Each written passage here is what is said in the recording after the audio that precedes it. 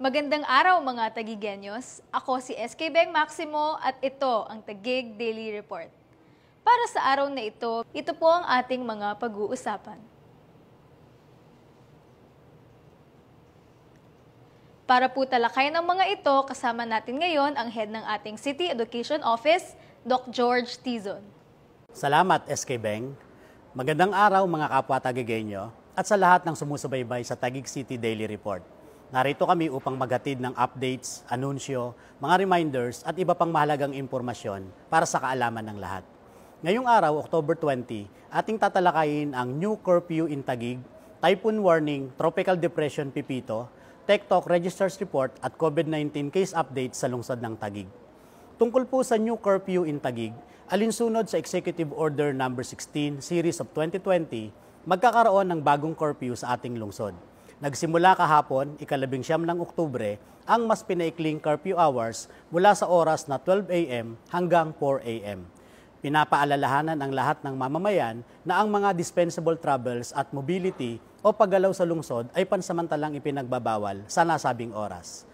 Tungkol po sa typhoon warning, tropical depression Pipito, sa isang weather update information naman ayon sa Taguig Open Access Weather and Environmental Response System, tayo po ay nakakaranas ngayon ng pag-ulan dulot ng Tropical Depression Pipito.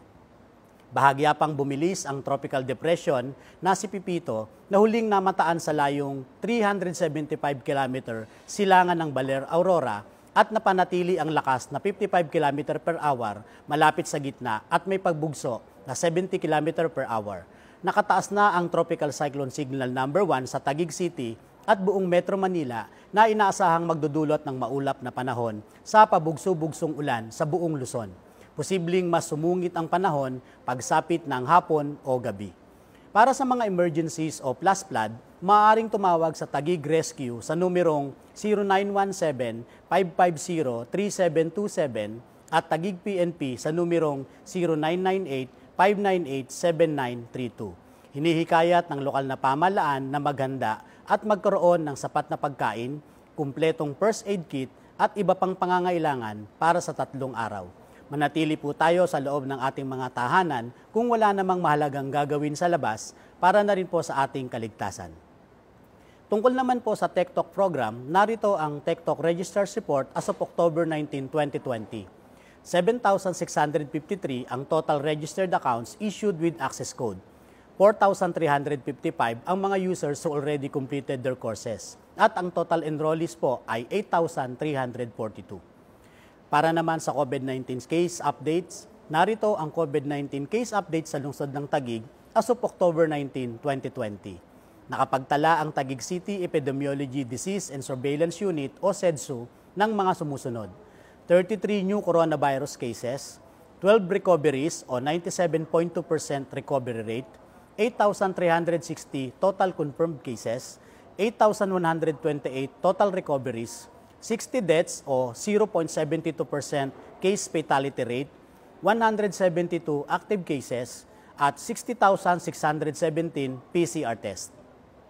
Patuloy na pinapaalalahanan ang lahat ng mamamayan na ang unang hakbang upang labanan ang pandemyang ito ay ang prevention o pag-iwas.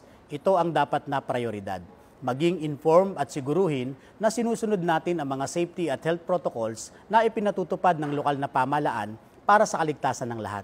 Maraming salamat sa patuloy na pagsubaybay sa ating programa. Magandang araw muli sa inyong lahat. Maraming salamat sa iyo, SK Beng.